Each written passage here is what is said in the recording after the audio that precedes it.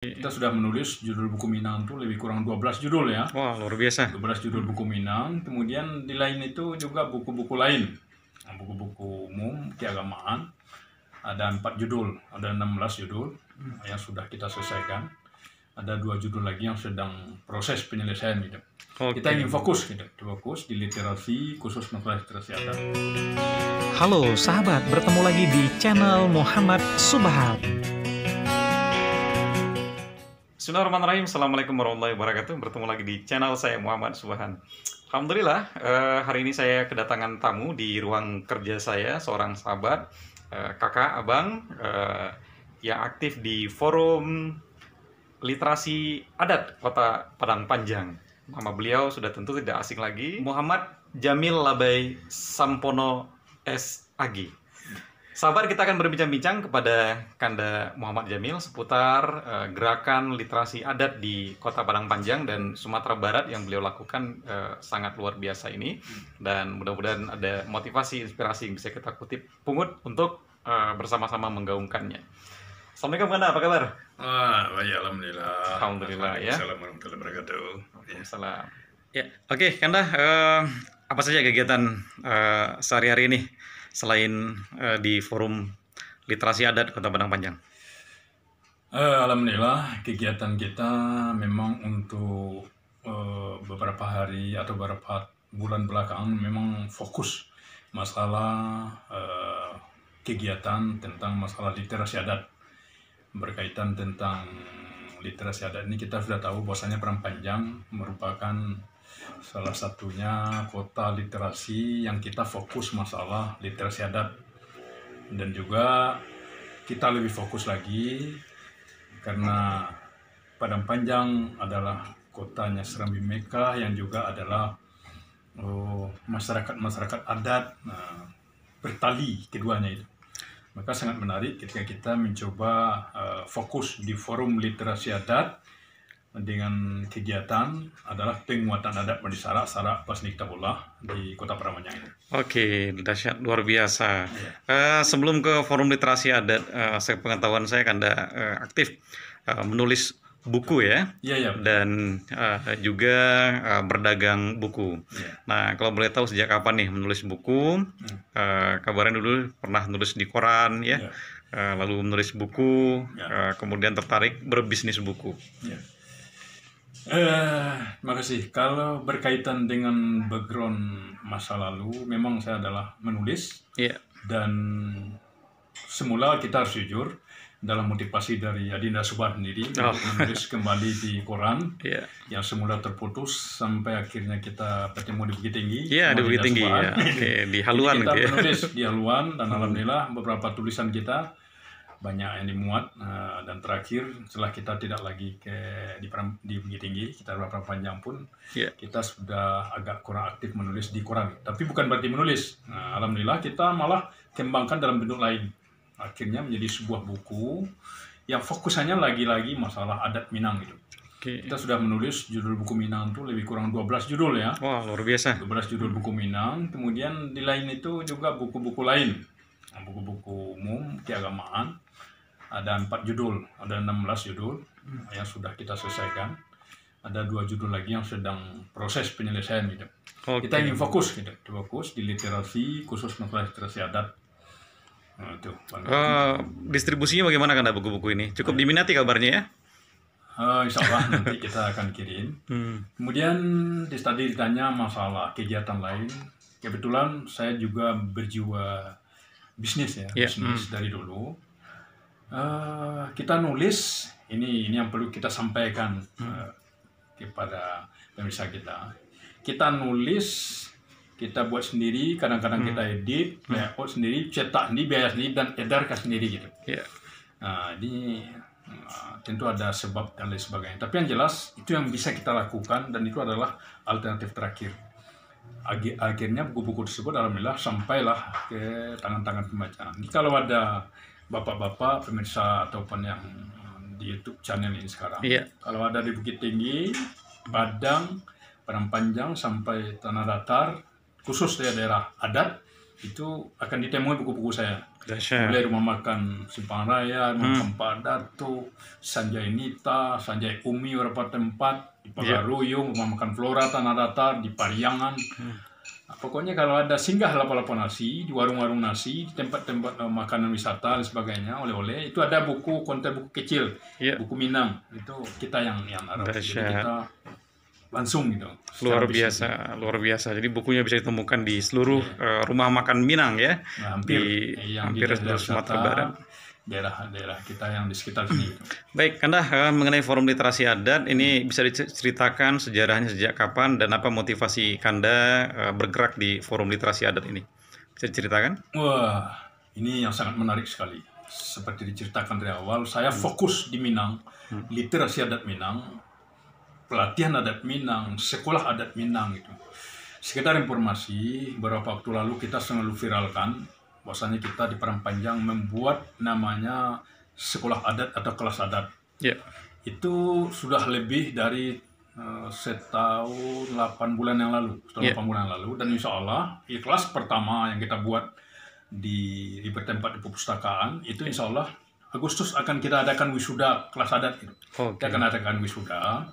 Kemudian literasi adat kita kembangkan dalam bentuk lain gitu. Contoh, untuk pertama kita sudah mengadakan penyuluhan adat ke sekolah. Itu tahun 2019 kerjasama dengan Dinas Pendidikan. Kemudian membuat sekolah adat. Sekarang sudah ada 4 sekolah kelas adat kita. 4 kelas adat. Yang pertama sekali di Pustaka yang sudah jalan sampai sekarang itu yang akan kita sudah. Yang kedua di Kelurahan Ganting. Yaitu setelah kita pelatihan, kemudian kita bentuk outputnya itu, kita buat komunitas, langsung kita buat sekolah adatnya itu. Yang ketiga, sekarang sudah ada di Seleng Bawah. Juga kita format, kita adakan pelatihan, kita godok, kemudian kita buat komunitas, dan langsung kita buat kelas adatnya. Yang terakhir kelas adatnya adalah permintaan dari pemerintah Kota Parapanjang sendiri melalui PKK. PKK, alhamdulillah, juga sudah meminta untuk kelas adat baru gitu. Dahsyat. Kalau boleh tahu materinya tentang apa saja kan di kelas-kelas itu? Konsep awal dari literasi adat kita itu adalah penguatan adat bandi sarak kita pula. Jadi dalam bahasa lainnya konsep penguatan ABSSBK itu, Sarak Mangatu Adat Makai. Kenapa kita buat itu? Kita harus jujur mengatakan implementasi penerapan ABSSBK selama ini masih belum nampak secara konkret gitu. Anak-anak kita pandai matematik karena dia diajarkan matematik. Anak-anak kita pandai bahasa Inggris karena dia diajarkan bahasa Inggris. Dia pandai fisika, diajarkan fisika. Di Minang, orang dituntut untuk hidup beradab, sopan santun, punya raso nilai, punya raso preso dan lain sebagainya. Tapi di sekolah itu tidak ada sekolah adat, tidak ada diajarkan adat Minangkabau dan budaya dan sebagainya. Dulu ada gitu. Namanya dulu ada BAM ya. Kemudian dihapus. Sekarang tidak ada lagi gitu. Kemudian di negari, generasi kita, masyarakat kita, apalagi pelaku-pelaku adat dituntut untuk pandai beradat. Sementara tidak ada sekolah adat, tidak ada pembelajaran adat. Ini kan aneh. Ini yang sangat memotivasi kita agar sekolah adat kembali sekolah adat perlu kita giatkan, perlu kita munculkan itu. Walaupun beberapa kelas, walaupun belajar tidak seperti sekarang, tapi kita ingin sampaikan kepada pemerintah bahwa sekolah adat ini penting itu. Nilai-nilai budaya yang luar biasa, yang leluhur di Minangkabau itu kan masalah adat dan budaya. Aneh kalau pembelajaran adat tidak ada gitu. Nah, ini salah satu motivasi kita. Yang kedua motivasi kita buat sekolah adat, kita harus jujur katakan. Hilangnya nilai moral, sopan santun dan lain sebagainya tengah generasi muda dan masyarakat itu udah mulai agak pudar, hilang gitu. Dulu kalau kita di Minangkabau makan di lapau, orang akan melihat kita dan istilah Minangnya aduh baso basi. Pak, makan Pak, Bu, makan Bu, gitu. Tapi akhir-akhir ini, orang tidak adoleh baso basi itu. Sopan disantun, yang juga yang. Dulu kita lihat anak-anak muda, ada yang salah kita lihat gitu. Kita lihat saja, dia udah paham ini. Tapi sekarang, jangankan dilihat, lah mengulalang wakilnya gitu. Mengulalang lah kadang atau melawannya gitu. Artinya apa? Mereka sudah kehilangan rasa gitu. Ketika bicara raso jepareso, itu yang dituntut adalah jiwa. Jiwa itu kan paduannya antara adat dan agama. Ini yang hampir-hampir. Kalau kita biarkan, kita khawatir gitu. Adat hanya tinggal serpian terakhir, tinggal hanya petatah petiti dan pameo dan gejala itu detik ini mulai nampak. Nah, Padang Panjang memungkinkan untuk bangkitnya masalah adat di Sarawak kita pula, didukung oleh sosiologinya, masyarakatnya, agamanya, dan lingkungannya ini. Ya, ya, peran tokoh masyarakat, pemangku-pemangku adat, ya, termasuk lembaga-lembaga adat kan masih cukup berperan aktif di masyarakat kita ya dalam mendukung ABSSBK ini kan? Alhamdulillah. Masih ya? Alhamdulillah masih. Ya. Dan apa harapan Kanda untuk pemerintah agar kelas-kelas adat ini terus tumbuh? Yang pertama, secara untuk pemerintahan kita Provinsi Sumatera Barat, kepada Bapak Gubernur barangkali, yang pertama misi dan visi dari Gubernur sekarang, itu item nomor 2, itu kita baca, itu pengembangan, penguatan adat masyarakat kita. Maka untuk ke depan, kita berharap seluruh stakeholder yang ada, seluruh pemerintahan yang ada, baik gubernuran sampai ke bawah, bukan hanya gubernur malah masalah visi dan misi. Kita lihat yang kemarin ini ada 9 kepala daerah itu kita lihat seluruhnya visi dan misinya semuanya ABSSBK itu.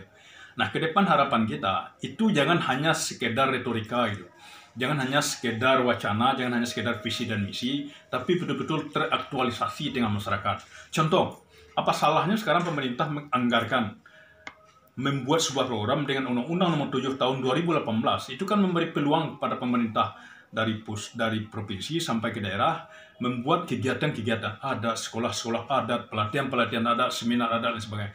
Yang akhir-akhir ini hal-hal seperti itu agak kurang. Edukasi adat yang nggak nampak itu kan, kurang nampak itu. Kalaupun ada survei kita yang terakhir itu masalah adat dan budaya hanya sekedar latihan persambahan, itu nyaris banyak negari mengadakan. Hanya latihan persambahan. Kemudian ada ceramah-ceramah adat. Nah, bentuk implementasi dalam bentuk realita, perna, peraturan, ini kan belum nampak. Contoh Padang Panjang misalkan.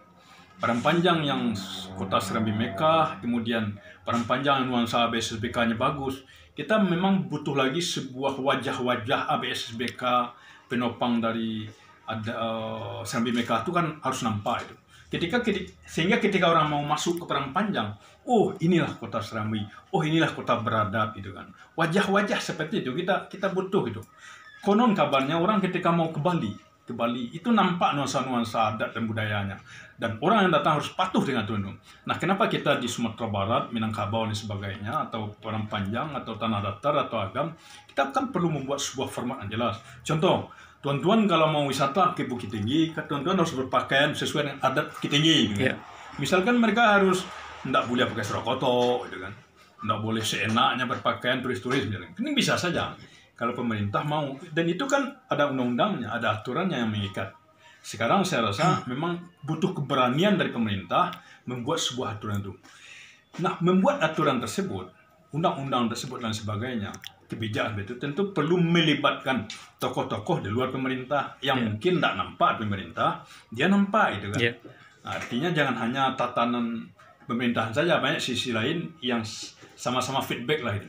Nah, itu Oke, luar biasa. Nah, terakhir Kanda, apa harapan Kanda untuk para orang tua dan pesan-pesan Kanda barangkali untuk generasi muda di era milenial ini agar tidak abai terhadap persoalan adat istiadat? Yang pertama khusus kepada generasi muda. Secara kekritisan generasi muda sekarang terhadap adat kita bagus, kita bangga. Berarti mereka itu adalah generasi yang jenius, yang jelimet, yang teliti. Satu sisi kita bagus. Tapi sisi lain, sebelum kita mengkritisi adat lebih jauh, kita perlu menggali dulu gitu. Kita gali dulu adat. Banyak sisi-sisi lain dari adat itu yang sesuai dengan dengan adat dan Islam di Minangkabau ini. So, akhir-akhir ini kita lihat ada yang hanya mengkritisi gitu tanpa solusi. Tapi satu sisi kita paham itu tandanya generasi yang kritis. Sama dengan jiwa kita waktu dulu. Kita juga mengkritisi adat. Saya sampai anak 3, saya masih mengkritisi adat. Bahkan tidak mau di kampung, jalan kampung itu karena melihat adat itu lain gitu. Saya tidak merasa nyaman, tidak melihat kenyamanan. Tapi setelah kita coba dan sebagainya, ada hal-hal yang perlu kita pelajari, betul kita dalami. Begitu juga kepada generasi kita dalami lah. Memang di sekolah sekarang tidak diajarkan lagi adat dan sebagainya. Tapi tidak tutup kemungkinan kita mati dan tidak mempelajari adat. Banyak cara-cara lain yang barangkali kita bisa ciptakan. Misalkan contoh, kita buat komunitas-komunitas adat gitu. Kita undang tokoh-tokoh adat. kita dari literasi adat Padang siap tuh menyiapkan diri. Bahkan Bukit Tinggi kita juga sedang membuat persis seperti Padang Panjang, namanya sama juga gitu, Forum Literasi Adat Minangkabau. Seolah di Jalan Melati gitu kan, itu di Bukit Tinggi. Dan masih banyak lagi kita ciptakan. Kemudian kepada orang tua dan sebagainya. Pada orang tua masalah adat dan budaya, terutama penguatan ABSDPK, memang sekarang bertumpu kepada orang tua. Kalau dulu dalam adat dan kita masa kecil-kecil juga merasakan ada peranan orang lain untuk mendidik anak kita, yaitu namanya mama, paman cara orangnya, atau tuangkunya, pengulunya dan sebagainya, atau yang bergelar-gelar adat lainnya juga punya tanggung jawab terhadap anak kita. Tapi sekarang peranan pemangku adat seperti dari mama atau tunggana itu agak kurang gitu. Itu udah panjang sejarahnya kenapa dia tidak berperan lagi terhadap kemenakan.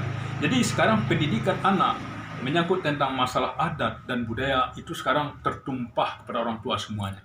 Apalagi di sekolah pemerintah tidak turun tangan lagi, BAM tidak diajarkan lagi, maka semua tertumpah kepada orang tua. Maka oleh sebab itu orang tua perlu sabar, perlu tabah, dan perlu mengembleng lebih jauh. Dan bagi generasi muda ini catatan gitu masa depan. Berpijak dari hal-hal yang seperti itu, kita bukan larut, tapi kita ingin berbuat sesuatu yang lebih baik dari itu. Baik, luar biasa Kanda Muhammad Jamil. Mudah-mudahan cita-citanya untuk mewujudkan Minangkabau, penguatan pada adat ini semakin masif di masyarakat, termasuk penguatan-penguatan yang sudah dilakukan di forumnya. Terima kasih Kanda hadir di ruangan saya. Sukses terus, dan sahabat jangan lupa like, share, komen, dan tentu saja subscribe. Assalamualaikum warahmatullahi wabarakatuh. Waalaikumsalam warahmatullahi wabarakatuh.